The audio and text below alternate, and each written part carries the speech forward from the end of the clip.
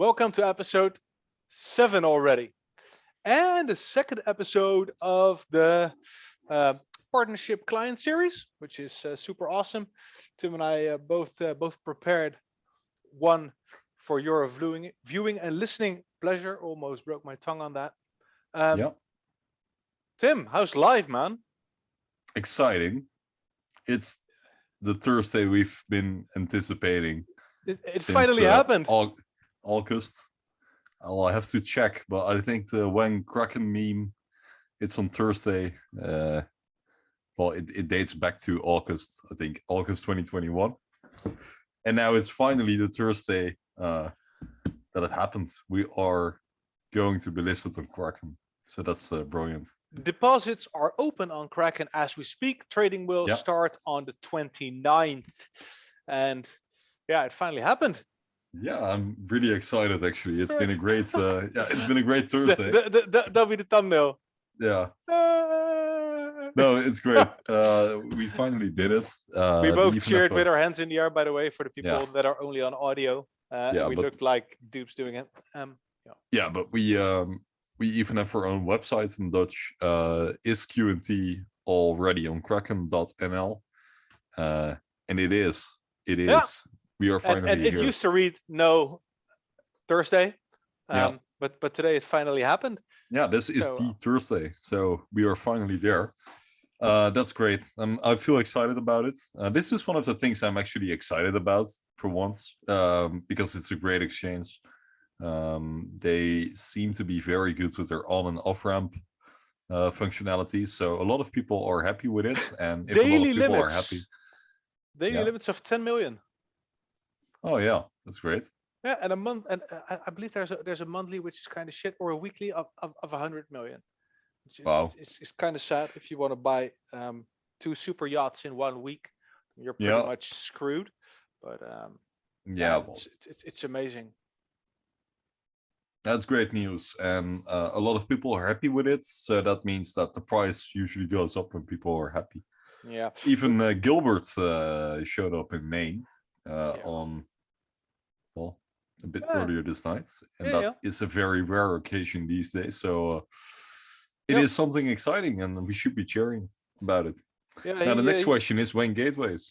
I think it's on Tuesday, but Miko, the guy who got KRAKEN, says it's on Thursday, so we'll have to see about that. But in my opinion, it's going to be next Tuesday.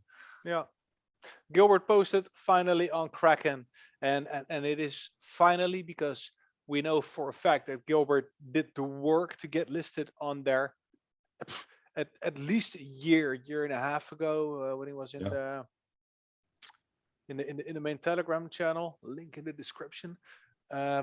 He told us that he did the work, he filed the paperwork, and it was now up to KRAKEN and Coinbase to get us listed there. Yeah. And in the meantime, KRAKEN listed metric fuck ton of junk and garbage, and they kept ignoring Quant, which was kind of hilarious. Yeah, I think it's mainly because KRAKEN gets paid to do those listings. It's pretty obvious. Also, Ape token was listed last week. Well, I think the KRAKEN team will have received a significant amount of money to do that. But Quant is not the company to pay exchanges. So yeah. Are they though? I mean, KRAKEN is the first exchange to also get a banking license. It is a USA accredited bank. They have a banking license. They got that in 2020, I think. And I doubt they would have listing fees or get paid under the table. I mean, there's honestly, I don't really know, and I don't really care. The only thing I know is that they've been ignoring us for a while, and they've become kind of clowns in a way, if you ask me, by listing all kinds of tokens that are not beneficial to the consumer. They're just listing pump and dumps, and I don't want to spend any more time on this exchange. It's great that we're there, but for us, that's it. Like, it's good that we're there, but we've been surviving without them. We will survive with them. Yeah, but I think it's not about surviving. I mean, for future liquidity, it'd be very beneficial to be on all those quote unquote large T1s, and especially if they're regulated and checked to the teeth, like KRAKEN. I got it from Jeff from Confluence that we still need Bitstamp. Yep. And then we have the Fantastic Four or something like that. I don't know what kind of. Bitstamp, I've never heard. Yeah, I do know Bitstamp for a bit, but are they relevant? Apparently. I'm not sure. Apparently they don't have that much volume. But I mean, if it's on Jeff's list, Jeff probably knows. He's here since ICO time. And yeah, well, I don't know. Anywho, FTX is also one we don't have yet, I think.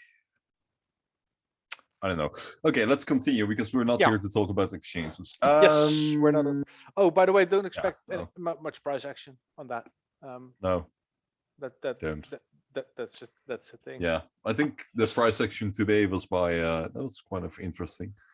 It had to do with Bitcoin again, and some guy in the Russian government said that Russia is considering to trade oil and gas in Bitcoin, and it was a bit more nuanced. But yeah, the headlines read Russia wanting to accept Bitcoin for fossil fuels. So yeah, that's kind of pumped Bitcoin today. Of course, we are skeptical about that. We've been talking about this 2 episodes ago, and if you listen to that, you will know why we are skeptical. I don't want to repeat myself again, but yeah, we'll have to see what happens there. There is a possibility, and that was not included in that discussion. I want to talk about that really briefly. I mean, if an entity already has a ton of Bitcoin, and they just Russia wants to receive Bitcoin for oil or gas or whatever, then technically that entity could just OTC pay in Bitcoin, and that will not turn up in the order books. It will be a transfer, obviously, but it will not pump prices on exchanges or whatever. And it would still be a payment. Does that make sense? Yeah, it does make sense, but it would mean that a state entity like Russia is going to increase their amount of the supply, which means further scarcity in the rest of the market. So one way or the other, it's going to affect the market, but we'll have to see. Okay. We'll have to see. Let's move on. This is not a Bitcoin podcast. This is not the Bitcoin podcast. We're Quamfi.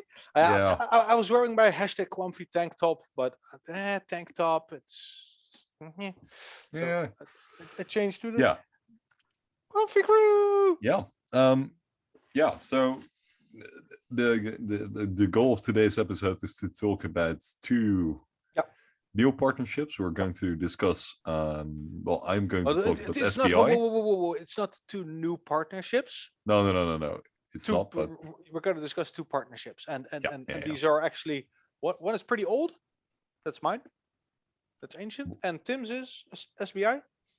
Yeah, it's been there since since summer 2021. Perhaps I hadn't even heard of it. No, but it's kind of one of those things that is there, but people forget it exists. So yeah. And after that, we're gonna have some questions. Yeah, I think that's going to be the start of this episode. Yeah, and it's going to be a bit. We had a request on the Dutch video if we want to use timestamps so people can easily just scroll to a part of the video that they're interested in if they're pressed for time. Maybe we're gonna do that. If you really want to, let us know, because it's a little bit of extra work, but it also means that people probably don't listen to the entire podcast or watch the entire video, and obviously that's also that is something we want. I mean, there's always a lot of nuance and a lot of back and forth in our videos, so if we put timestamps in, there could be a risk of people not getting the entire message. I've been considering timestamps, but we are talking about so much. We could do it. We'll have to see. Maybe that will even structure the videos. Okay, we'll think about that. But that was just another brain fart. That's how I roll, at least. Okay, so Tim, you want to kick it off with the SBI thing, or do you want me to start with SIMBA-Chain? I think I'll kick off because you have the tendency to talk more. So then I'll start.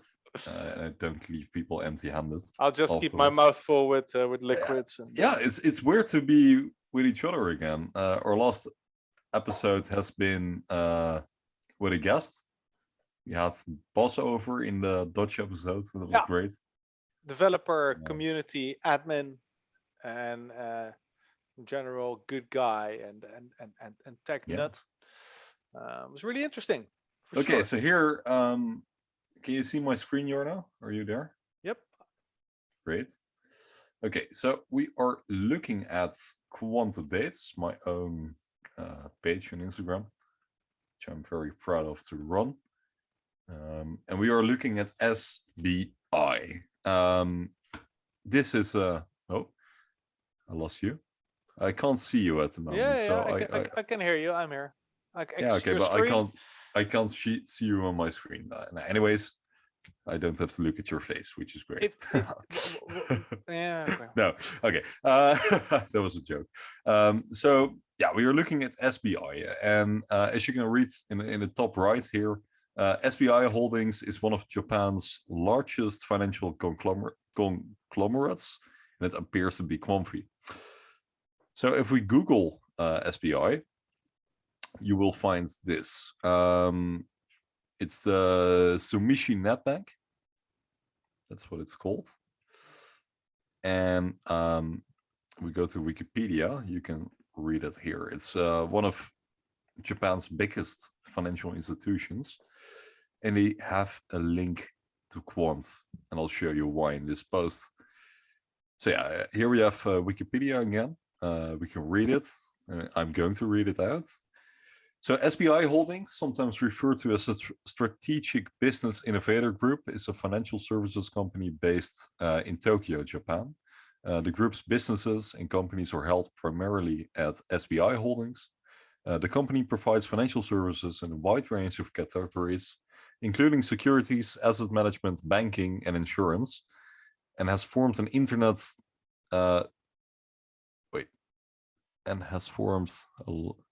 an internet-based financial conglomerate. The group also has a biotechnology-related business line which develops cosmetics, health, foods, and drug discovery. Furthermore, the group operates SBI Graduate School, a business school, and SBI is listed on the first section of the Tokyo Stock Exchange in Osaka.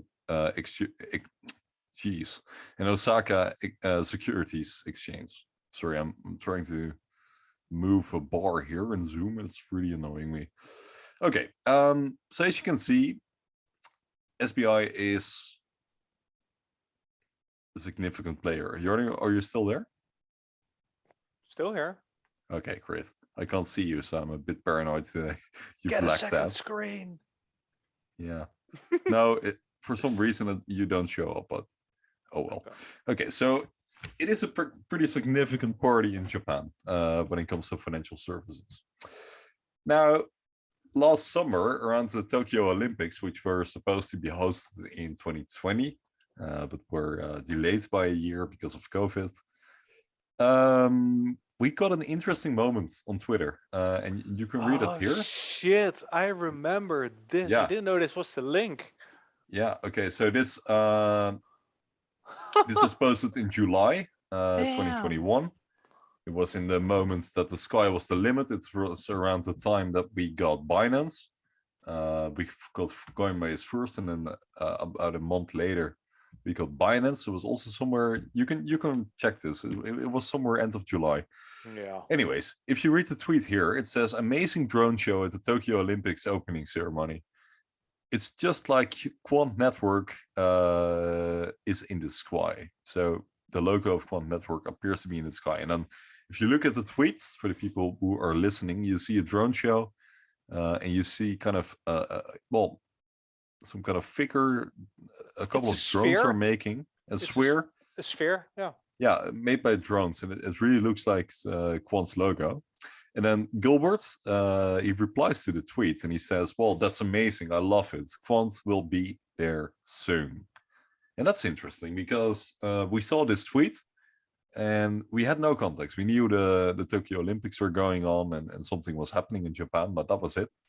And then suddenly we saw Gilbert saying this, and we were like, okay, but what kind of leads do we have in Japan? We didn't really know. We were thinking about the Japanese yen digital version of that, perhaps, but there were no clear kind of leads in Japan.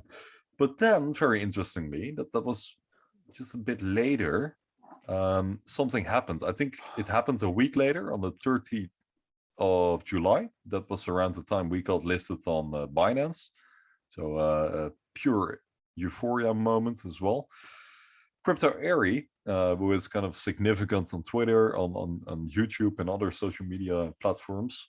She is mainly XRP, but she also covers Quant and some other tokens. She tweets, I've said many times, Quant Overledger will be on top of most major blockchains for many use cases, and especially pointing out the integration with the XRP ledger. Yesterday, the CEO of SBI Japan speaks to using QNT not only for their FX business, which stands for Forex, which we will cover in a bit. I think I'll have to look that up for you, but also for their crypto business too. And then she posts a figure where you can kind of read the partnerships SBI has with other banks and financial institutions. And apparently there is a lead with Quant, and that lead follows in the following video. And Jarno has to tell me whether he can hear it.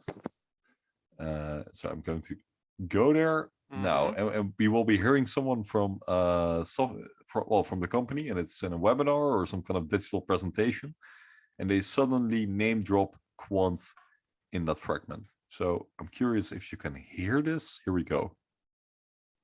Oh shit. Oh. Another technology. Okay. Yeah, I can hear. Okay, there we go. Technology like the quants and other technology or systems can be utilized for our FX business or for our crypto asset business. Technology like the. Did you guys hear that? No. She clearly says that Quant can be used for their FX business. Okay, so then the question arises what FX actually means. Then we have Confi Navas, a guy from the community who also tweeted around that time.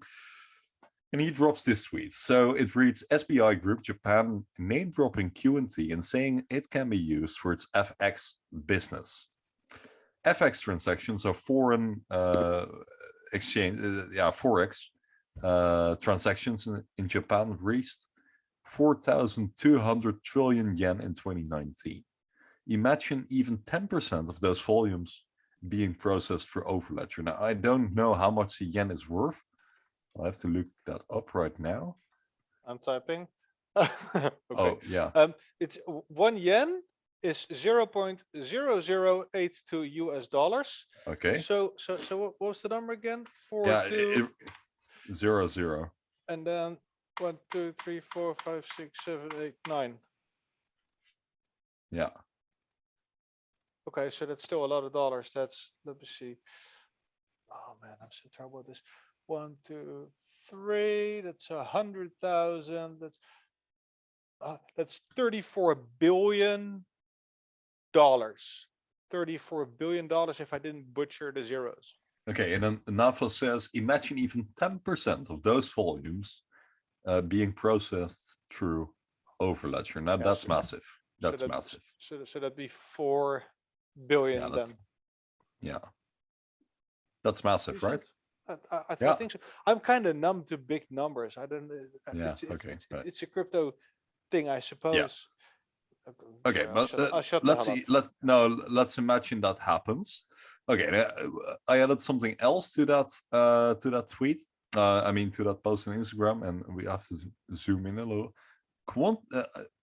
Zoom is really annoying me in the share screen function. But okay. Oh no, hold on. I butchered the numbers. You butchered the numbers. I butchered the numbers. Jarno, Yeah, what is going on? I'm 40 stopping the screen share. 4,200 trillion. So a trillion has 12 zeros, right?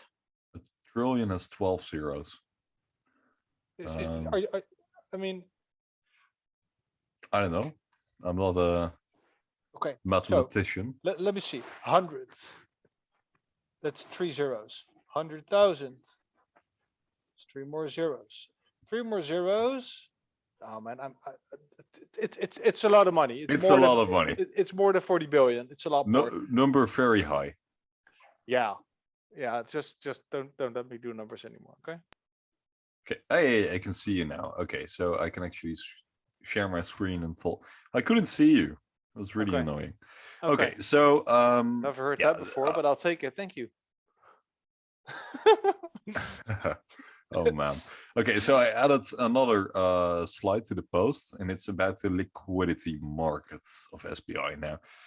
It's a big chunk of text, and here you can see that number again. It's about, well, it's a bit about the backgrounds of the group and all kinds of stuff. You can look it up on quant updates. You can also read it up on the website. But this part was highlighted, and it reads, as a result, the total amount of FX transactions in Japan reached, well, that number again, 4,200 trillion yen, a skill that has enormous impact on the global foreign exchange market. And then you can read some other stuff about it. So that's interesting. That's a lot of money. There was something else. It was a bit earlier to give you guys more backgrounds about SBI, and that was an article on ledgerinsights.com, which is a very interesting website. If you're in this space, you might be interested in all the 28th or 27th verticals Quant is operating in. You might want to check out ledgerinsights.com. You can also see that in the console a lot. A lot of articles are being shared there of Ledger Insights. This is not sponsored by ledgerinsights.com, to make that clear. But that article is about SBI, and the title reads, SBI outlines strategy to create a digital asset bank. And it's on the 30th of April 2021. And I'll read the article for the people who can't be here by video, the people listening on Spotify, etc. So it's no secret that the SBI Group is deeply engaged in the cryptocurrency, blockchain, and this digital assets space. During its annual results presentation on Wednesday, CEO, oh dear, excuse me if you're Japanese, I'm going to read this. Yoshitaka Kitao. Yoshitaka Kitao outlines the big picture, which includes establishing a digital asset bank in Japan and overseas. Mr. Kitao stated that for digital assets, we'd like to ensure that we develop this new area and become the dominant #1 in creating an ecosystem. Many of its major activities have already been announced, but he added some details. Now, I want to know a bit about those details, so that the article continues. Creating a global secondary market for security tokens is a large part of the strategy, and 4 pillars have already been outlined. These include a joint venture with 6 digital exchange SDX in Singapore. Hey, that sounds familiar, right? We'll cover SDX in another episode that will follow later, but SDX is a partner of Quant, which is expected to go in production in 2022. Hey, that's this year. We are in 2022. That's exciting. Yeah, SDX is one of the partnerships that was confirmed by a tweet, and then the tweet got removed. Yeah, and we're going to talk about that later. SBI is developing the Osaka Digital Exchange with SMBC. I don't know what SMBC is, but you guys can Google that. In these 2 exchanges, we'll link up the Börse Stuttgart Digital Exchange, BSDEX in Germany, where SBI owns 10%, and these 6 digital exchanges in Switzerland. SMBC is an aero lease company, something. Airplanes. No clue. That doesn't seem right. Okay. Okay. The key is Oh dear, I opened something by accident. Yeah, we are screen sharing again. The key is the links between these entities because security tokens will be globally traded. Ooh, that sounds bullish. One of the gaps in this picture is stateside. While there was no direct reference to a US secondary market, Mr. Kitao mentioned that Signum, the Swiss and Singapore digital asset bank, is considering setting up a US digital assets bank, which Mr. Kitao supports. In February, SBI invested more than 10 million in Signum for a 4.95% stake, and together they have a blockchain investment fund in which Italy's Azimut Group would also like to participate. So it all kind of links together.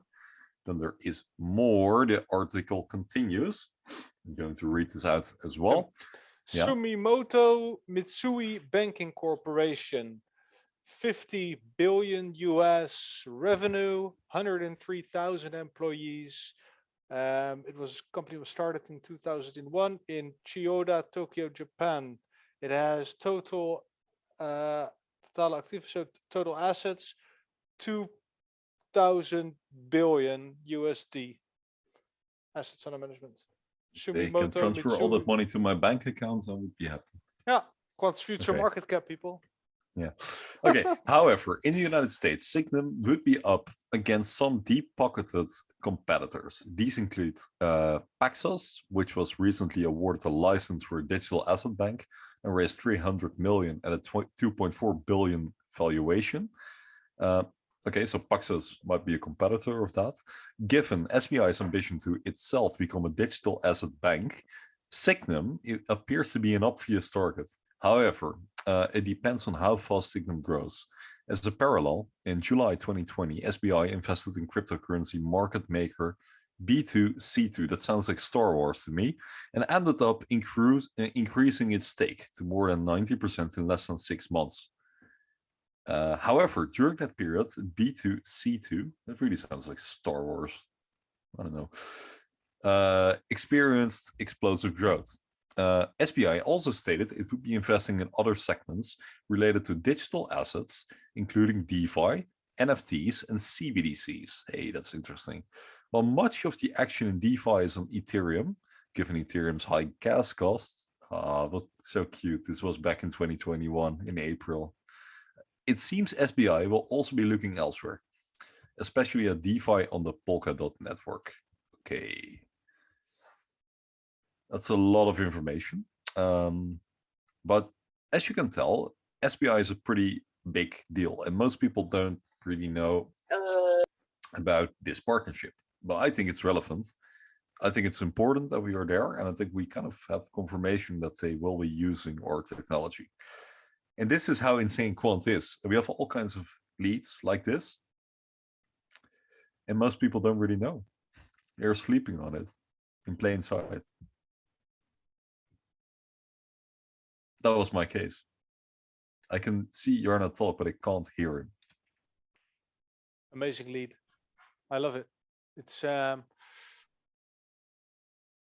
huge. What I found really interesting is that it's another continent, if that makes sense.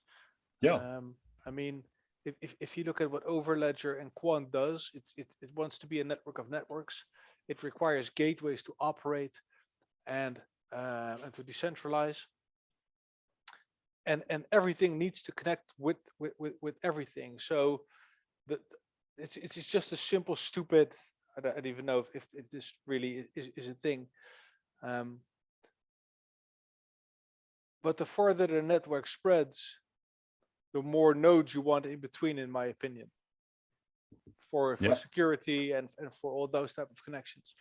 So when you connect to Japan, you connect to a different culture. You connect to many different infrastructures. Same as South America, same as North America. Really curious to see if we connect to Africa still. I mean, we know we have Australia and a bunch of others. But Japan is huge. It really is. Great, right? Yeah. I was struggling to sound normal while reading the the post. I think it worked. Yeah, No, you I'm did happy well, with man. it. You did Yeah. well. Reading is hard, This especially is when yeah.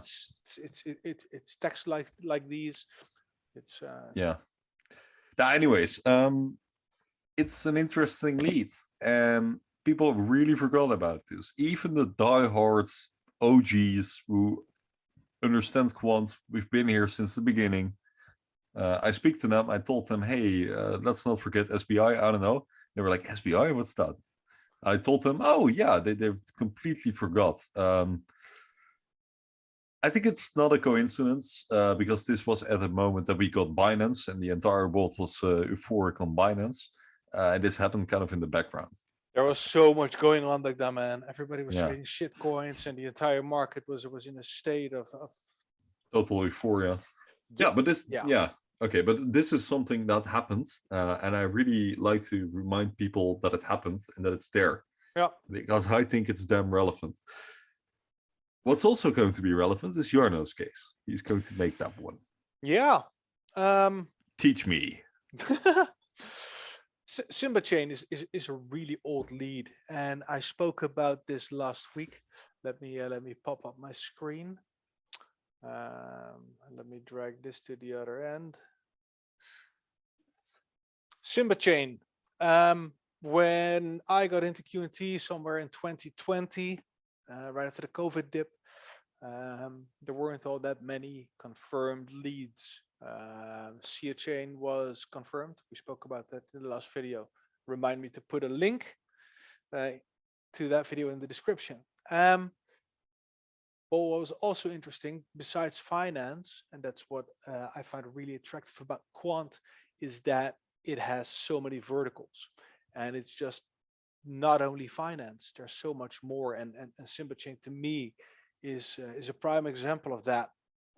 And what you see here is a tweet of January 16th, 2020.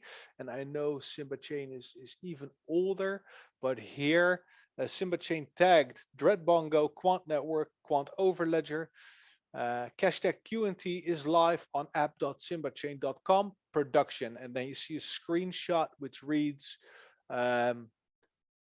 Simba. Then you see something of their how do you call it, their interface. You see Ethereum, Stellar, and then that's on the left bar, and to the right you see wallet Ethereum.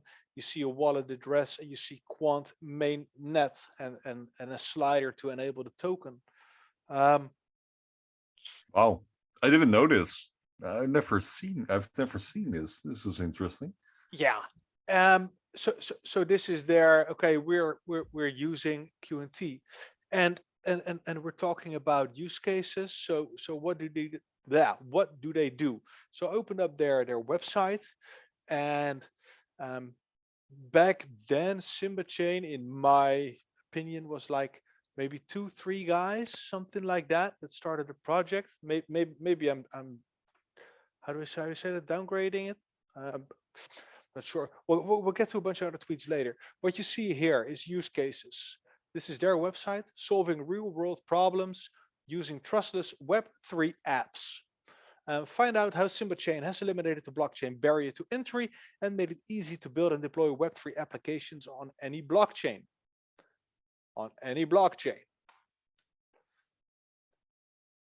Example 1, transforming coffee growers' lives.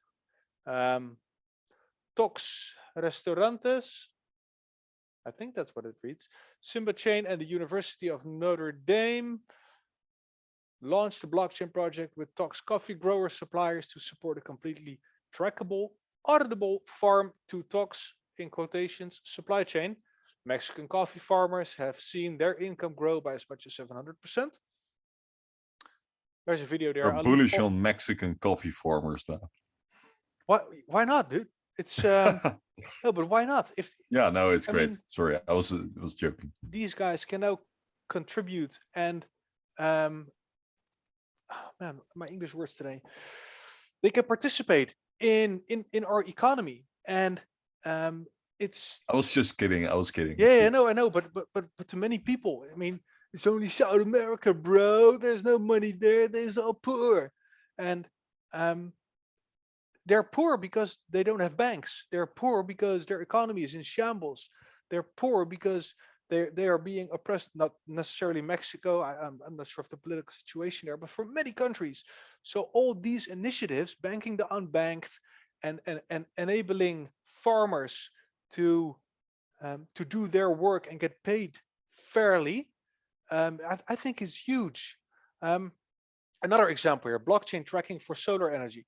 Blockchain technology can help create a system for those producing power to sell it to the utility and for the utility to better incorporate that energy into its overall energy plan. So energy tracking.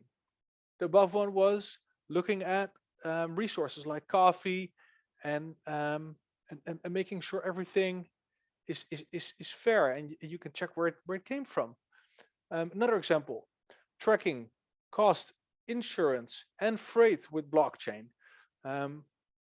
So now we're moving even more from the micro, being the farmers, up to what you see here is like a big port, like the port of Rotterdam. I don't know what other ports, but container freighters and that kinds of stuff. There is so much that gets missing, stolen, or just misplaced.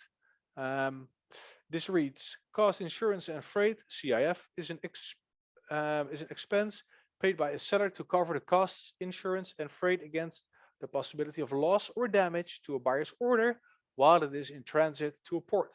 Blockchain can provide visibility, risk management, and immutability to this complex system.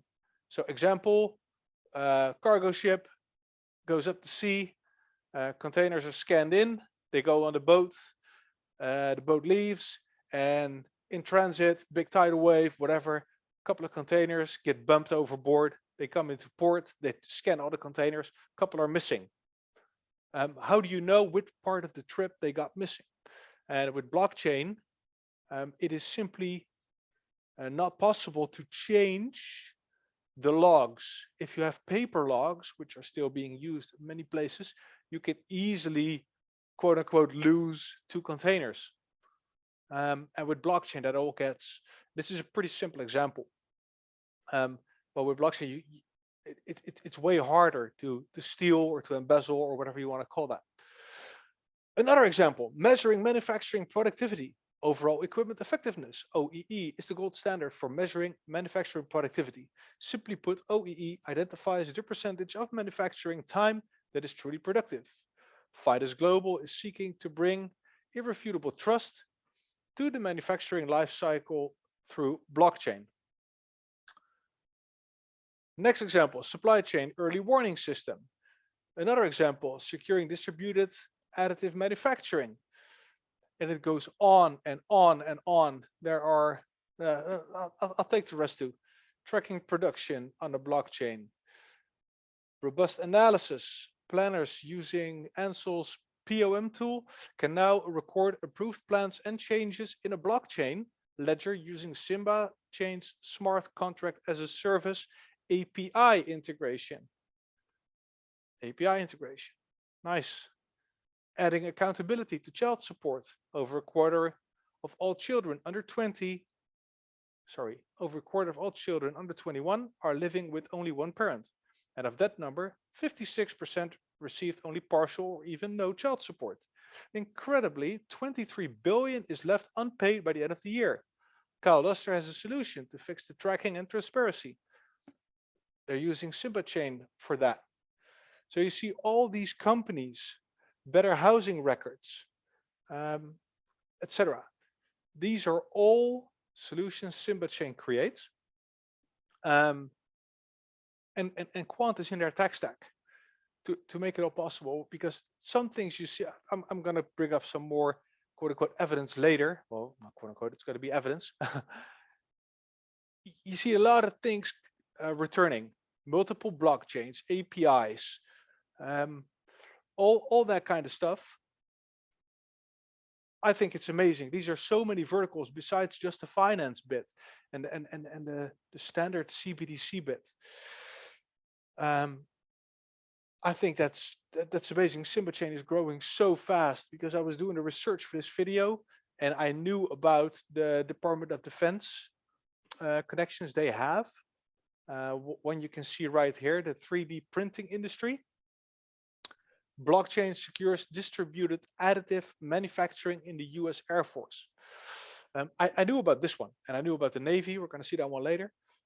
But my jaw just dropped looking at their use cases and also what they do for small business owners and medium business owners. This is going to be a question later on from the Instagram, because somebody asked, how does Quant benefit the small and medium business owner?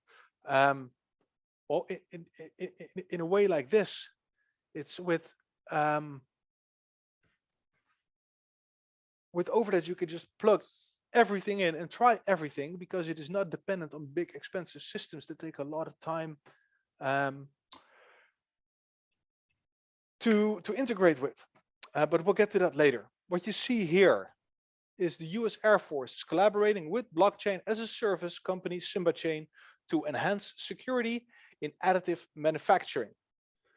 The partnership is part of the Force's blockchain approach for supply chain additive manufacturing parts project.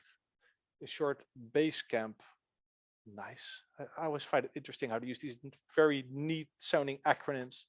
Project Basecamp will use the SIMBA-Chain platform to demonstrate a blockchain approach for their registration and tracking of 3D printed components during their entire life cycle. And what is so important and so interesting about this is many of those parts are being used for airplanes. And airplanes, yeah, you don't want those to crash. Because usually they crash in a spot where it's not very convenient, and that causes a lot of fire, and people do not handle fire very well, and explosions and stuff. So what you want is you want the part that you ordered, and you want that part to be up to spec. So that means you want to track where it's been created, with what it has been created, to whom it's being sent, who handled it, and who eventually put it in the plane, and what happened from them. So you want to see the entire process in a log in case something happens. And now everything is done with paperwork, and people fill in the paperwork, and people are bastards, and people are corrupt, and people get paid, and people have reputations. And whenever an accident happens, everybody always wants to know who's to blame, and the people who are supposed to get blamed don't want to get blamed, and they usually have very deep pockets, so they do not get blamed. So then we are back to the corruption thing. And with blockchain, you simply cannot change those logs.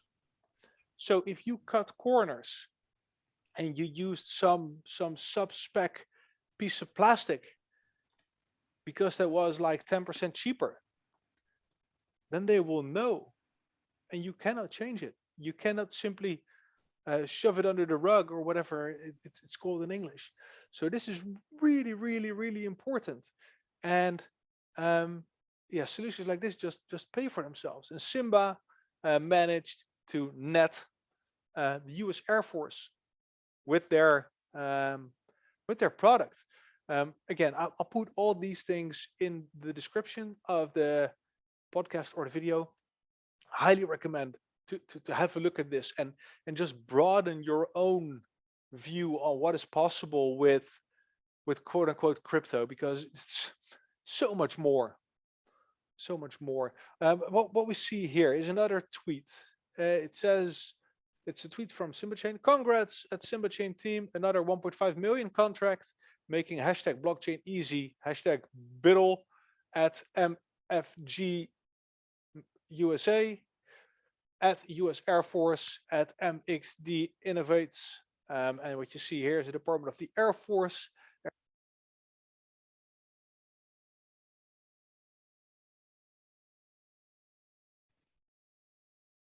Jarno?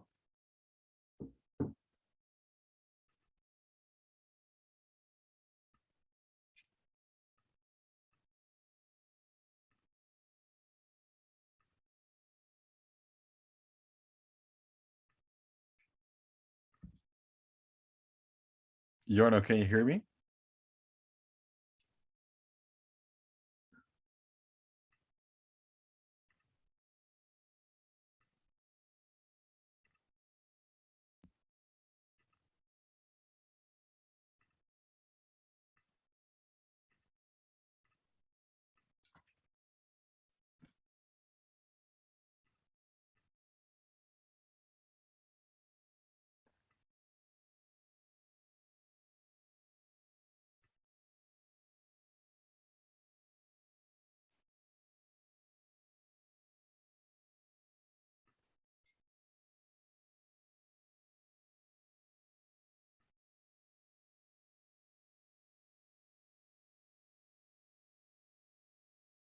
Jarno, can you hear me?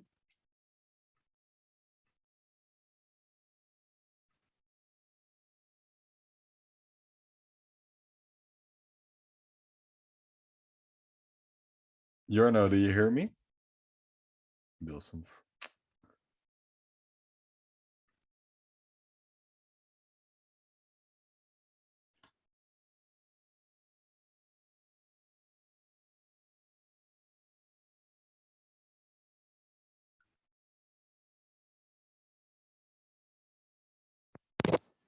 Tim, what are you doing? Tim, Pauze, pauze, pauze. pauze? Ja, oh, hoor je me? Ja? Oh, hè? Net hoorde je me niet. Nee, ik hoorde je net niet. Nee. Oké, want ja, ik hoor. Oké. Ik kon jou ook niet horen, namelijk. Okay. From where? Couldn't you hear me? From Dus what point? afsluiten. No, En just één keer. leave it running. It's part of the show. Leave it running. Where did you think you lost me? No, I couldn't hear you anymore. You were somewhere in the part of SIMBA-Chain. Yeah, but this article, right? The Newswire article. Yeah. Okay. So, hold on. Let's pause this for a bit. Okay, no, I can hear you again. I'm here. We'll see later on. This article, it's in the description. Okay. Sorry about this. Are we being paused or are we continuing? We are live. Oh, we are live. Okay, let's go. Another one. Yeah. SIMBA-Chain tweet. We just released a Unity 3D plugin for blockchain. Check it out and own your own digital asset today on multiple blockchains. And this tagged Quant Network, Overledgering, Red Bongo, Stellar, Ethereum, etc. And this is a gaming plus blockchain thing. Let me share my screen again. Eventually we'll get an entire episode right, people. So sorry. It's a learning curve. For some reason, it always happens in the English episode, never in the Dutch one. Interesting, isn't it? Yeah. Yeah, but this is more sophisticated. We're going deeper here, I think. Yeah. No. Yeah, it's not the tech, it's us, and we are aware. We're learning, slowly but surely. So this is what I just read. It says gaming and blockchain. Waiting for this fucking bar to leave. Yeah, thank you. And here we are, gaming and blockchain. Simba now integrates with Unity 3D to combine gaming and blockchain. SIMBA-Chain brings blockchain to anyone using the Unity real-time 3D development platform. Immutability, owning, storing, and managing all your personal gaming assets is now possible. This integration could allow interconnected games, the ability of users to own their purchases, unlocks and high scores, and much, much more. Which is also interesting. And it reads here, we open source games to help you get started. Shoot that bird. Well, it's kind of like Duck Hunt, I suppose. Coming soon, Fingerput, Fruit Packer, Stack It. This is not the high-end bleeding edge tech per se, in my opinion, but I reckon there's tons and tons of people that are really interested in this. And again, it's another vertical, and interoperating, blockchain, DOT, but also legacy. Legacy is just up Quant's alley, and they're integrated in SIMBA-Chain, um, and they can all do this. I mean, all these things they designed in 3 years, maybe. I wouldn't know how they do that without Quant. The solar energy market, we spoke about this earlier. This is Plymouth, June 27, 2018. SIMBA-Chain in conjunction with Etomco and the University of Notre Dame been awarded a $150,000 grant from the Department of Energy to develop a potential platform for a blockchain solution for the solar energy market. Blockchain as a service company. First forward with a grant from the Defense Advanced Research Projects Agency to Indiana. This is DARPA. To develop secure, unhackable messaging and transaction platform for the US military. Elevate Ventures has provided funding and ongoing support. Federal Small Business Innovation Research Grant with the Center of Research Computing at University of Notre Dame also helped the company get established. So this is a little bit of the SIMBA-Chain origin. These guys have been in bed with defense and universities from the beginning, and highly recommend also reading this. This is also just more attesting to their story and their credibility and stuff. This is the U.S. Air Force Rapid Sustainment Office. This is also the printing of force parts, aircraft parts, but this is from April 14th, 2021, which is a year later. U.S. Air Force Rapid Sustainment Office has awarded blockchain innovator SIMBA-Chain a small business innovation research phase 1 grant to develop a solution that will ultimately allow the Air Force to manufacture, test, and deploy critical replacement parts for aircraft and other weaponry on forward operating locations and bases around the world using advanced 3D printing supported and secured by blockchain. So if I understood this correctly, might be mistaken, but then this is another grant following the previous one, with a wider reach and a slightly different use case. So they just keep getting those defense contracts, which is really interesting. I mean, if you are in bed with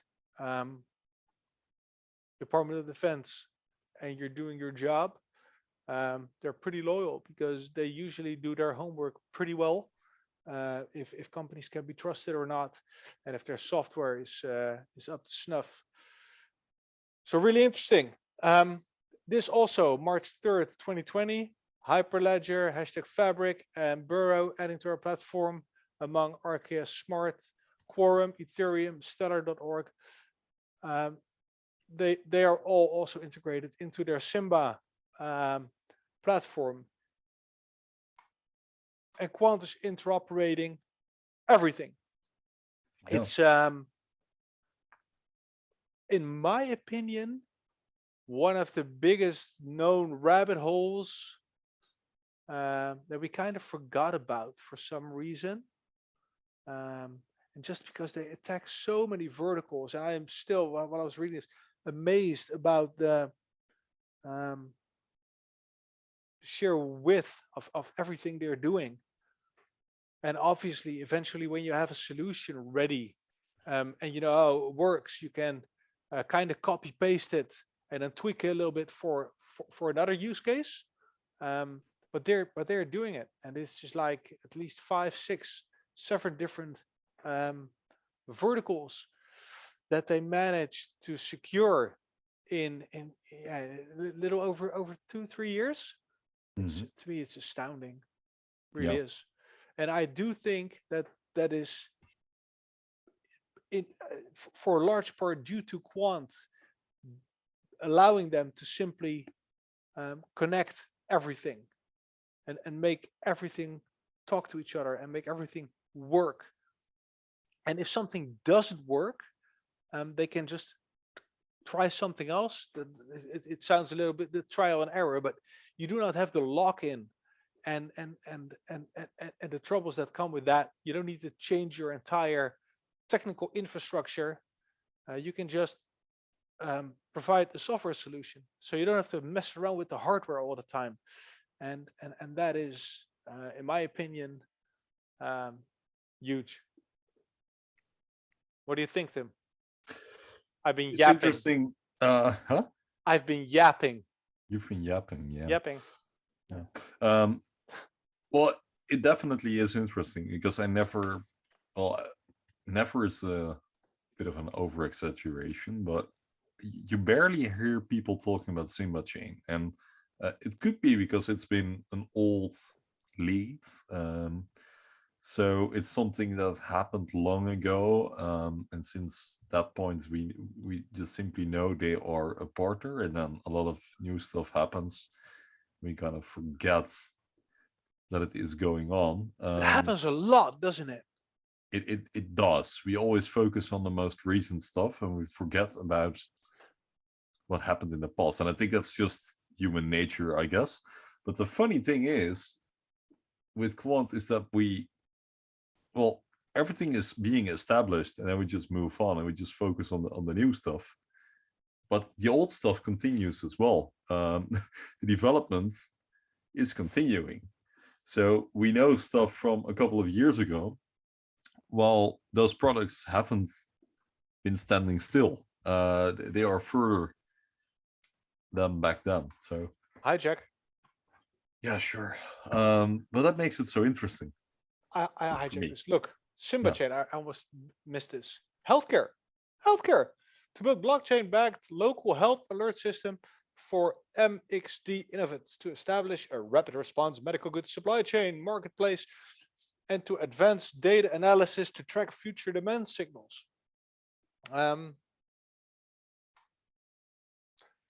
Blog.SIMBA-Chain. I'll put that in the description as well.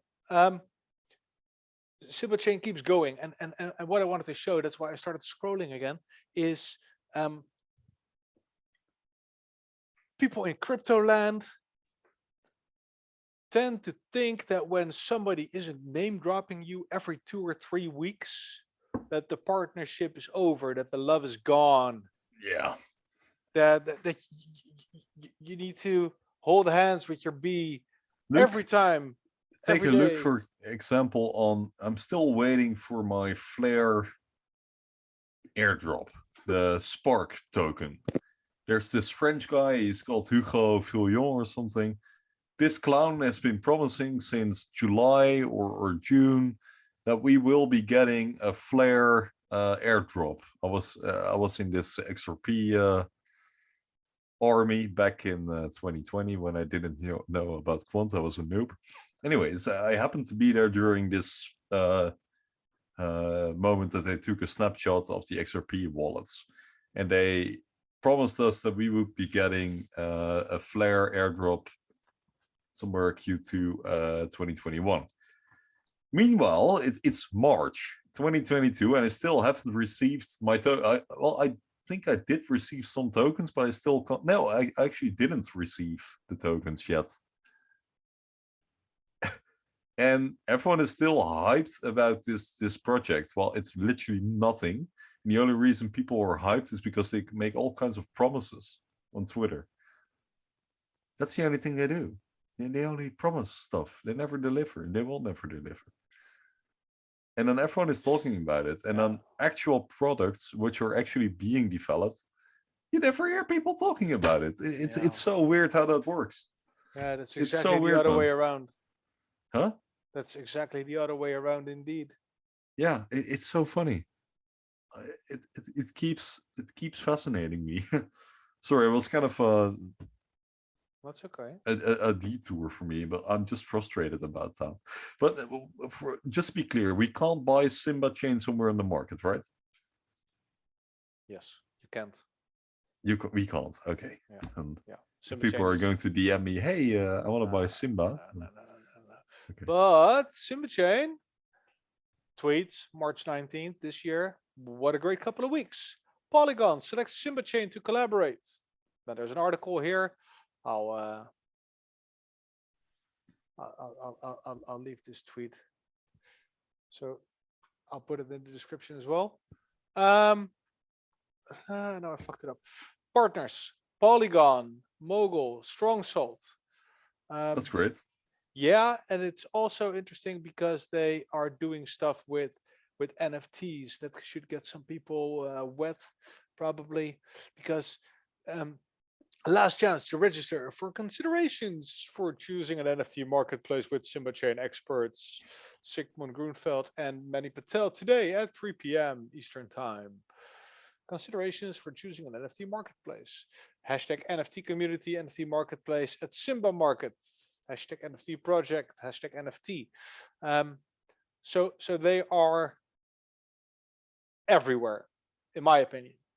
And they just keep cranking out partnerships and doing the work, but they stopped tagging Quant. They're not tagging Dread anymore. What is with that? No, I'm joking. I'm joking. I'm just. They're not tagging. No, they're not. They're Dread not tagging. Bongo. They're not doing that. Yeah. I think it's because Dread Bongo is full on Dimitra, the new Quant, the farmers going moo. I think that's it. Let's not go here. Okay. Everybody can do whatever the hell they want. Boo. Sorry, it's the new Quant. I heard. Buy it before it's too late. It might run out. No, sorry for this. Okay, so thanks for your contribution. I think that's not fair. I think Dread has done no. so fucking much for this community, yeah. and I think he I just find it fascinating to overrule you that they literally tagged one of the influencers of Quant back in the days. That was a different world back then. Kind of informal. Yeah. Okay.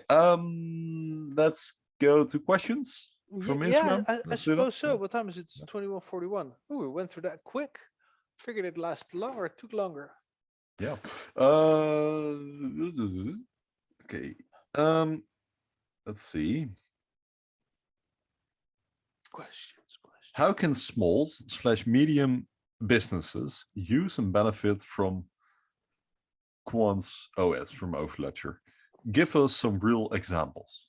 Okay, so how can small companies kind of benefit from Overledger? Well, I think Quant is eminently qualified for small business because it's a software solution, meaning that you do not have to match your hardware with what you want to use. Yeah. So the login bit we spoke about earlier, you can just try stuff out, and if you don't like it, you can send it back, and you pay for 1 month or 2 months. Usually you get like a free trial period.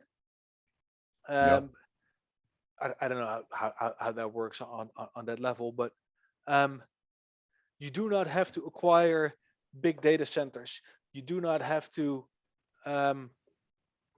You can just literally mix and match. There's this meme going around where you see this candy store with all these types of different candies, and you just get one price, and you can just twist the thing and fill your bag with any type of candy you prefer. I think Overledger is exactly that, and that means that even if you're a small company, you can still tap into products that the big boys use without needing to affiliate yourself with the big boys per se, if that makes sense. Yeah.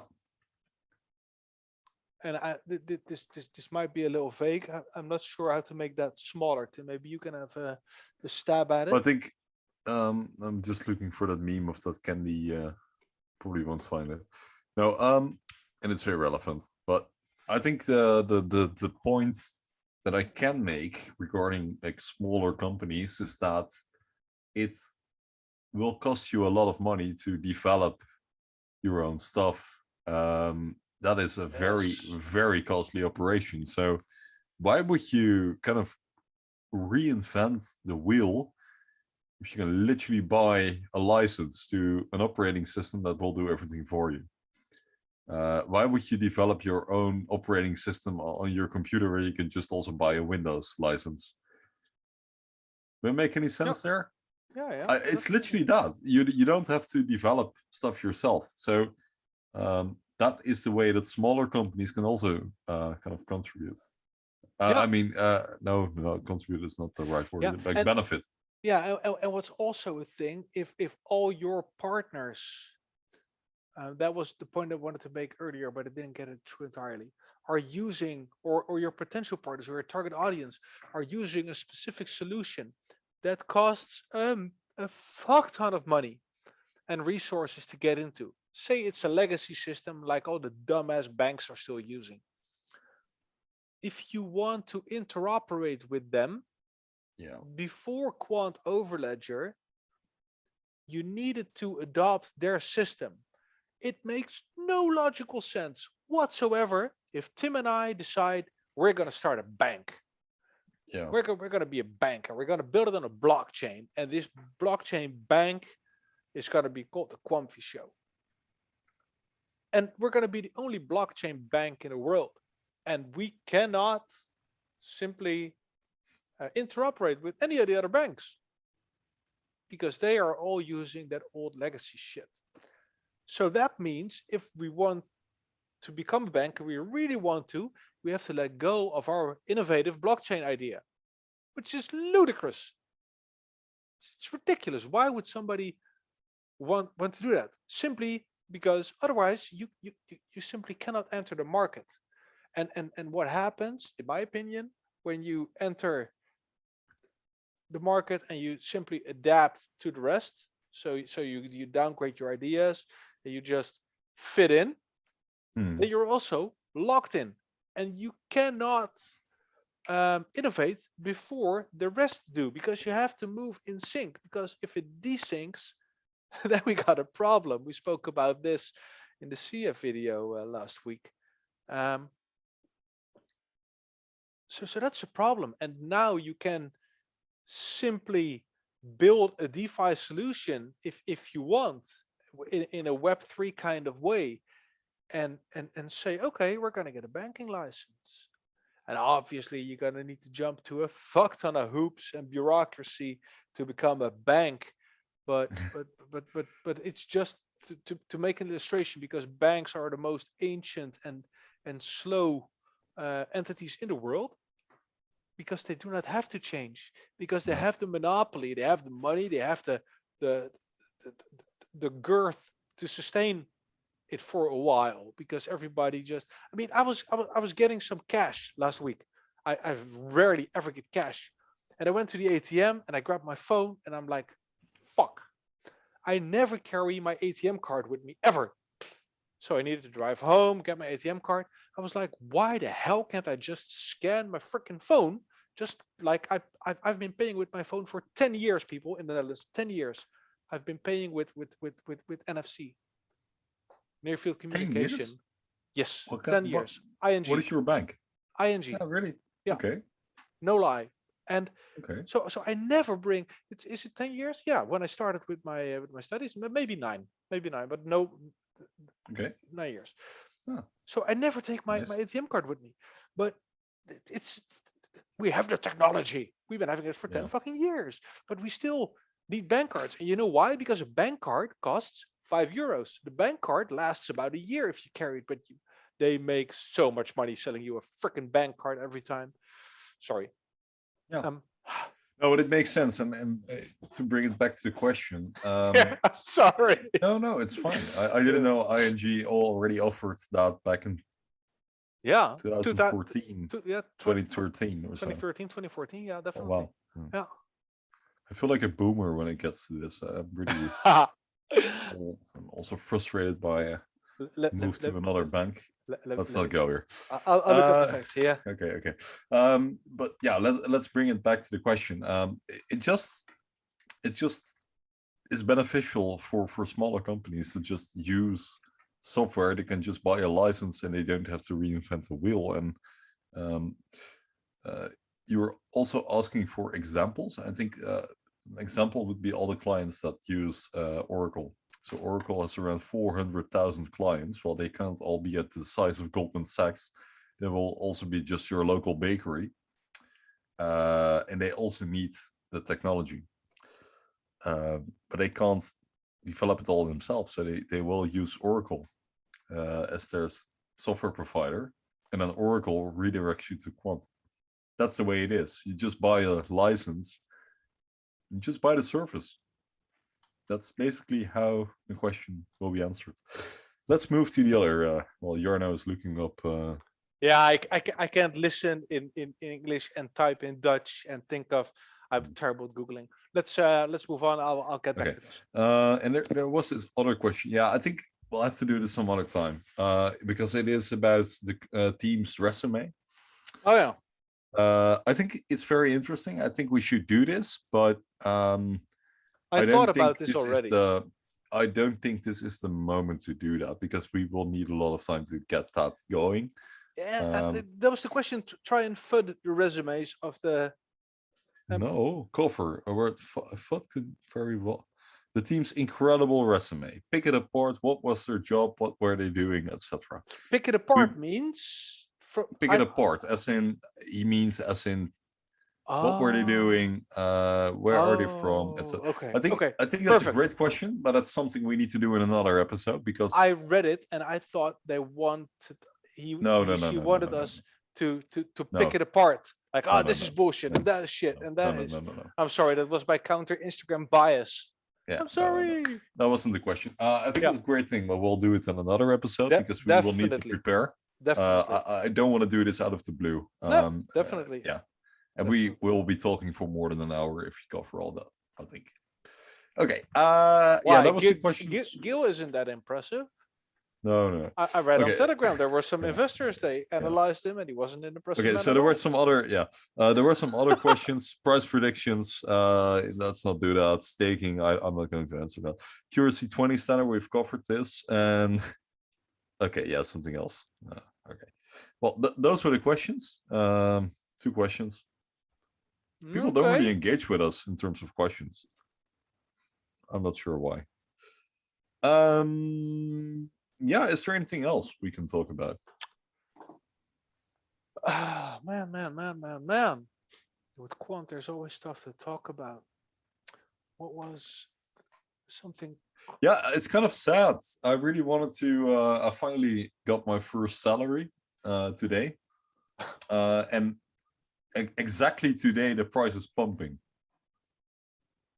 But that's really disappointing. I wanted to buy some more Quant. Yeah, we are. Yeah, I just calculated. I could have bought an extra Quant, the amount of money I wanted to pour in a couple of days ago, and now it's more. I wanted to pour in some extra, but yeah. Let's buy another 10 Quanties or so. Why not? Go ahead, go do that. I thought let's just go on Twitter. Let's have a quick scroll for a bit. I'm curious. Sure. Andrew Carrier says, "Good marketing can sell once, but only a good product can sell twice." Oh, I can buy in some Quant. I have €2. I got at my referral fees. In the long run, your performance reverts to the value you provide. Good marketing can sell once, but only a good product can sell twice. I just bought some Quant Life. Just €2, but hey, it's something. If when that 1,000 X's. Yeah. Okay, so this is we're looking at a tweet of Andrew Carrier. Good marketing. Yeah, good marketing can sell once, but only a good product can sell twice. In the long run, your performance refers to the value you provide. Apparently, that's an inspirational quote from a guy called James Clear. Yeah. Okay, so what does it say? I don't know, dude. I don't know. It's that the product should speak for itself, and that the product should be the one you're looking after, and not the marketing. Yeah. I don't know. I'm not a marketeer. This is interesting though, because I had a talk with another community member last night, Vronsky. I'm skipping this. It's too philosophical for me today. But this is going to be a philosophical bit one as well. Dread Bongo says, I still have no idea what to say when people ask me what I do for a living. And that brought me to a rant I had yesterday. Because I had an aunt over, an aunt of Leona's. Yeah. And they asked me, what do I do? Are you still self-employed? And I don't work anymore. I choose to be voluntarily unemployed. But they were career women. They were in a medical system. They were doctors, anesthesiologists, so something like that. And they played the game in quotation marks. And many people play the game. Even you, Tim, right now are playing the game. Yeah, you finished college or university, and then you went to work, and then you go to work every morning, and you follow a traineeship. And technically, you will be working until you retire at age 60. No, when you can retire legally, it will be 78 or something like that. But that's what I call playing the game. And technically, I stopped playing that. But when I try to explain, yeah, but I don't want to work, then you get faces, and they're like, they don't get it. And what my hypothesis is that if I would work, if I would take a job, if I would do God knows what, I'd be paid 2,000 euros to 4,500 euros a month net, something like that. Sorry, And can you repeat that, Mano? What did you say? If I would get, can you hear me now? Yeah. If let's say I'm gonna do something with my bachelor and I'm gonna become a psychologist, I get paid between 2 and 4.5K a month net. Yeah. Yeah, something like that. Well, that would mean I have to work 40 hours a week, being 160 hours a month. And then I wouldn't be home with my son and with my daughter, with my wife, etc. Is that 35 to 40K for the first year of my son's life? Is that worth it? And I mean, we're talking about how many hours? 1,600 hours a year? Do I want to miss 1,600 hours of him growing up for that amount of money? I'd say no. I don't care about 40K, and I know that is very entitled, and that is very, yeah, that sounds very entitled to me, honestly. It's, yeah, but I have the option. I have the choice. I don't want to, and I don't have to. And Bongo asked, I still have no idea what to say when people ask what I do for a living. He's obviously, quote unquote, and I say obviously, but an influencer, social media presence, and he's an investor in crypto. I don't know what he invests in besides that. I almost called myself a podcaster yesterday or a YouTuber. And what I was trying to get at is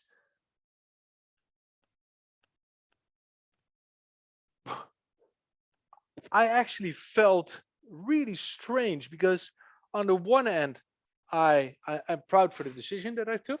But on the other hand, I'm like, yeah, they're obviously expecting me to work because you have to work, because how can you not want an extra 40,000 euros? Well, it's pretty simple to me. I don't fucking need it. I don't need an additional 40,000 euros for a year if that means I have to miss 1,600 hours with my son. And truth be told, today I was with him for 3 hours and he was crying for 30 minutes and I was totally fed up with it. But it feels like the rat race, and the same happens in crypto. And that was where my rant continued, because there are a lot of people in the groups we're also in that are good and well retired. They are worth 7 figures plus. And even in a Western country like the Netherlands or Germany, 7 figures plus is good enough to not work anymore. You can work off the interest, theoretically. But they're still here. And they're still finfluencing, and they're still on Twitter, and they're still complaining. and posting gifs when moon and stuff.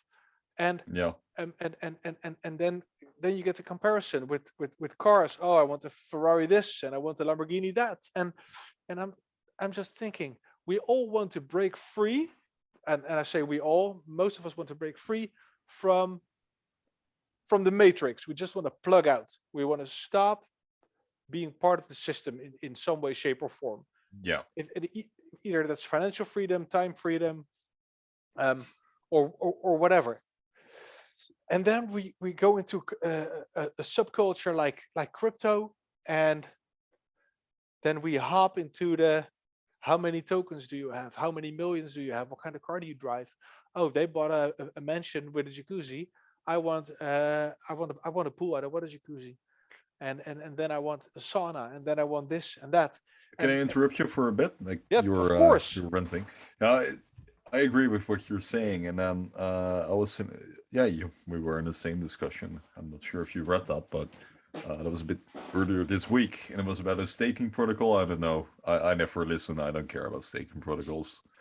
A Ponzi-nomic, let's call it that way. And it was a Ponzi-nomic where if you pour in 35K, you'll get 2K a week. Yeah. And I just noticed how entitled I've become, because 2K a week in crypto terms doesn't say me anything. It literally 2K a week. Okay, I'm like, okay, well, 2K is. Yeah. If I lose, I don't care. If I gain, I couldn't care less. But in real life, I'm not even earning 2K a week at the moment. I'm still a trainee. Because this company I'm working for, okay, sure, they're pretty nice, and I'm not working for one of their clients yet, so I'm just in an education stage. I'm not even making 2K a month at the moment, and that's fine because I did this voluntarily, and they will give me a proper education. It will benefit me for the rest of my life. But that's such a strange contradiction, where in crypto I don't care about 2K. Earning that a week, it sounds nice, and it's in the Ponzi-nomics, you'll probably lose all your money if you don't watch out. But then in real life, 2K is actually kind of a lot of money a week, because that is 8K a month. Yeah. In crypto terms, it doesn't tell me anything, and in real life, it's such a lot of money. It's so weird how that works. Yeah. I think it's kind of mind-boggling at times how insane this world is. Yeah. And my entire view of money is so warped. Yeah. I don't know. It has poisoned me in a way. I'm not sure if that's the right thing, but no, yeah, we forget how the real world works at times in crypto. When Quant pumps a couple of euros, it is mind-boggling what happens. I'm not going to dox my back, and you are not either, but it's insane. It's really insane. I spoke about this with Liana yesterday, and just to get some perspective back to where we were. We wanted to buy something. I'm not going to go into detail, and I was like, yeah, sure, buy it. And I was like, wait, 4 years ago, 3 years ago, 4 years ago, we were flipping pennies, and thinking, oh my God, we can do this, we can do that. We wanted to go to some place, and we literally needed to plan that well in advance and save money, etc. Insane, right? And wage cocking, and now we still quote unquote feel poor, but those simple things, we just, I'll just sell a couple of QNT. That's okay. It's warped. Yeah. Warped is currently you feel poor because you can't buy the newest Model S from Tesla. That's when you feel poor. Yeah. It's so weird. No, but that's what happens, and this all sounds really arrogant, and that's not. It's not at all meant to be like that. Same as what I said earlier. It's not a humble brag. It's not intended to show off, but it's just a view of my psychology, and it's. And you shouldn't forget that you've been working hard for this, right? I mean, That's the other bit. You invested this money to do this. It's not like you weren't given this randomly. And we've Your own seen money, it, it's your own decisions. and we've seen it 4x from where it is now. We've seen it die down to what it is right now. So that's also a thing. I mean, people eventually, this is also a meme going around. People will say you were lucky. Yeah, well, and it's as if we just won a lottery or something. And I totally disagree. It's been really hard, and we lost. And this also sounds strange, maybe not to crypto folk, but we lost a lot of people on the way. We lost a lot of people. There were a lot of casualties. There were people that went for greener pastures. They thought, oh, we are a stable coin at 40 for months now. I'll just sell my stack of QNT and try and buy into this. And then it bumped for a bit. And then it dumped until eternity. And they never bought their bag back. And you're laughing, but it is. No, I'm laughing at a meme. Oh, okay, but that's so sad. I mean, may I share my screen for a bit? Yeah, definitely. Pastures are always greener somewhere else, and it's so easy to get poisoned even more by thinking you can make more money elsewhere.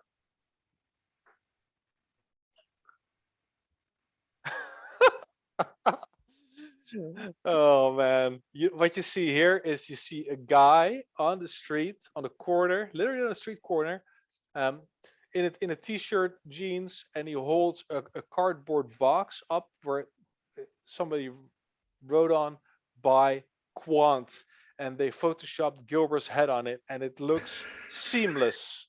It's seamless. It's spotless. It's very well photoshopped, in my opinion. Sorry, it's oh yeah. Continue your story. We were talking about no man, because it's just the perspectives change, and it's really hard. Just like the trap I just fell in. I want to be humble. I don't need more money. I don't need to earn more money. And it still sounded like I'm just fucking bragging about how fucking wealthy I am. While I'm not, I just make different choices. I could have been way richer. I could have been 4 times richer. But besides that, I mean, it's such a crazy, stupid world, and I am just so happy that I do not have to work. I'm lucky. I'm blessed in a way. I can choose not to. But how do you explain it to people? People ask, what do you do for a living? What do you say? That was what Rabongo asked. That's how we got there. And then I started digging a hole.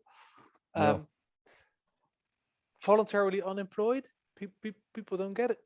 As long as you pay your taxes and don't act like... but there's always this self-righteous feeling of contributing to society. And that's the feeling I get, and obviously that's my own super ego taunting me. But those people worked their entire lives and they're now retired at age 60, so they can do whatever they want, and they could have done that way earlier, but they chose to keep on working. Well, many times they didn't really choose, they do. These women had plenty of money when they were probably my true age. But we shouldn't act as if everyone has the luxury to invest. No, but it's for many people it's just hardship, but if you are in a privileged position where you do have some spare money and you don't invest and you don't see the possibilities that exist, and you voluntarily choose to spend it on luxuries and don't invest, then in that case people save your own money. Choice. Sometimes people have a fuck ton of savings and they still return to the grind because they feel they have to. And it's kind of a difficult discussion because it is. I am also aware of the fact that if everyone did this, society would collapse. that's just how it is. On the other hand, and that's kind of my middle position, like I'm totally fine with just going through everything. My mindset is literally just work as hard as I can at a young age, just establish as many things, but also in that time, buy yourself that freedom later. If I can increase my financial position, my financial stability, that will greatly benefit me in the future. And sure, that means that sometimes now I can't go traveling around the world. I would rather work, I'd rather study, I'd rather invest. But it also means that at a later age, it will probably pay me back, and I will have more freedoms when I get older. And I don't mind working. I'll probably go insane if I don't have to do anything. It will probably be good for a while, right? It will probably be good. I mean, just spending my days on the beach, traveling the world, it seems lovely. But I'm not sure about everything. I just want to see how things go. And I think it's just really a matter of personal choice what everyone does. And at this point, I can't retire, so I'm probably coping. No. But even at the point where I could almost retire, I almost felt it a bit earlier. Yeah, no, that's just the plain truth. I was 24 years old. Even then, I wasn't. That wasn't going through my mind. The only thing that went through my mind is, okay, this is nice, but I need more. Yeah. And I wasn't planning on doing anything. I'll probably just I was like, okay, well, I'm still going to work. I just want that stability in the beginning, at least, because I know it's going to be a hold. I'm going to hold until 2026 or something. So yeah, but everyone feels it in their own way, and I think that's great. And people judge. Society has the tendency to judge, and yeah, well, that's how it is. But in your case, you shouldn't forget you've been working really hard to achieve this, right? You've seen things in life. I mean, you've been in the army as well. That I can imagine that is something I would never do. Yeah, that's true. That's true.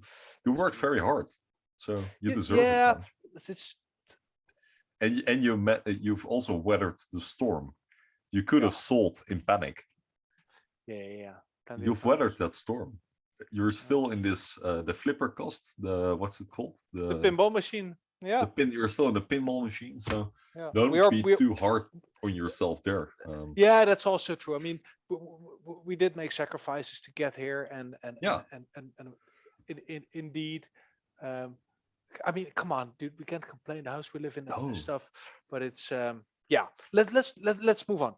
But it's a very interesting topic, and I think a lot of people will run into it at some point. And it's just this crazy discrepancy between the regular world and the world of crypto. And we shouldn't forget that the people in crypto, there is just a happy few that get so lucky. Yeah. Most people, even the smartest people who've been in this space, will self-destruct at some point because they will make mistakes. They overestimate themselves. It is not like the Dutch guy who joined our podcast. There's not such a thing as easy money. It's going to be fucking difficult. And that's such an important part of the real truth, indeed. The self-destruct part. That's obviously human psychology 101. You will self-destruct if you stay too long in this market and overestimate your capabilities.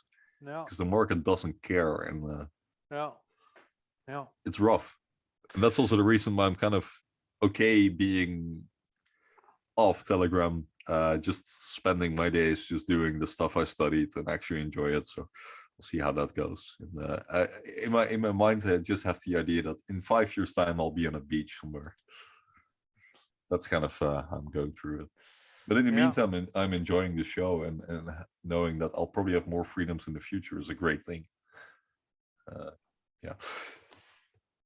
That's interesting. And I think a lot of people don't really, well, they do think about it, but they're not in the position to have that luxury. So it's really special. And if you are, then you're blessed.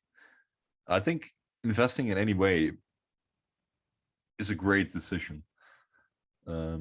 Because it will kind of change your perspective, and even you don't necessarily even have to retire, but it just gives you a bit more safety. don't discard it for short-term pleasure. Sometimes you need to make long-term sacrifices, and that's what we're doing here. I do sometimes, also my friends, some people who know that I'm in quant, they're still kind of, they're like, oh, but you do have money, right? And I'm like, yeah, but I'm still broke as fuck. I'm not spending a lot of money. Yeah. I'm just living off of the means that I just live off the money that I make each month, which is not a lot of money. At the moment, I'm literally broke. I still love to go out and stuff and drink, and but yeah. Same here. Same here. I mean, we do take a few more long weekends, you know, when we That's go to, nice, right? But besides that, we still eat the same shit we did when we were grinding, and we still keep our expenses low, way lower, especially since I don't work. My wife loves what she does. That's great. That's great. She's still on pregnancy leave, by the way, but she loves what she does, and I'll definitely work when I find something that I love. But until then, we try and sell as few QNT as possible. But I do choose to like sell a couple of QNT every week to supplement. Go working, don't sell your QNT. No, because the time for money concept to me is just. Oh, I'm ridiculous. joking. I'm joking. No, I'm no, joking. but for sure, I had a perfect job. Because it's some negative guys for me, from, right? In terms of supply. Yeah, I'm joking. I'm joking. That's true. No, but I had a perfect job with some guys I met in the crypto community at Backify, and it just didn't make me happy, and that I don't want it anymore. I want to do what I enjoy, and I think that was the bottom line. And as soon as I find something that really sparks my interest, that I really want to do, then I might even just volunteer my time. Does that make sense? I do give. It does. It does. I train goalies on the field hockey. Yeah, It's nice. just called hockey in the Netherlands. Mhm. I love doing that. It's a couple hours a week. Really love to do that. And that's amazing, right? Yeah. Yeah. So only things I like. Yeah. No more hardship except for crypto. And digging holes on the podcast. Let's move on, please. Yeah, sure. I mean, it's not as if I'm really contributing to society at the moment. I'm just getting training. We are, dude. Look at what we're doing here. Look at what we're doing here. We are literally contributing to society, indeed. Oh, this is so fun. I can see Crypto Eugene's tweets with the Quamfi show. Oh, nice. So we because can... Crypto Eugene blocked me. But yeah. Quant on the move. That's the tweet. Oh my god, he's such an elegant cunt. I'm just looking at the stuff. Yeah. Let's stop dragging this out. Yeah. Let's stop dragging this out. I'm done. I'm done too. It was a great episode. We had some technical difficulties halfway through. I couldn't hear you, but I was like, okay, I'm not going to interrupt you because you were just in a. But at some point, I was like, okay, this might be a problem. So I was doing this to signal, hey, we need to pause, and then you could hear me again. So curious how that will. Yeah, I think somewhere along the line my mic cut out. We'll see how that goes. I'm gonna try and remember to add timestamps in the description of the video, and maybe even on the podcast. I don't know how that will work. We'll see. I don't think you can do it on a podcast, but we can do it on YouTube. And on the podcast, just keep listening. There's great stuff. And when you've made it they're this already way listened to the entire podcast when they reach this point. Everybody, thank you so much for watching. Make sure to let us know which other partnership you want us to cover next week. Please do so. Let us know in the comments on all the regular channels. I am busy trying to get us on Apple Is this Podcasts. A hint? No. The German accent? No, not yet. No, this was just accidentally that happened. Sometimes I hear myself talk and I'm like, okay, let's roll with this. Apple Podcast. It appears that we have been kind of approved in a way. I just need to change some settings for the backgrounds and the images and stuff, and then we should be on Apple Podcasts as well. Like our Twitter, follow our Twitter, ask us some questions there, start some engagement there if you like. And I have nothing more to say. You, Tim? Me neither. It All was a right. great episode. I thank you all for listening, and we'll see you next week. Stay comfy. Cheers.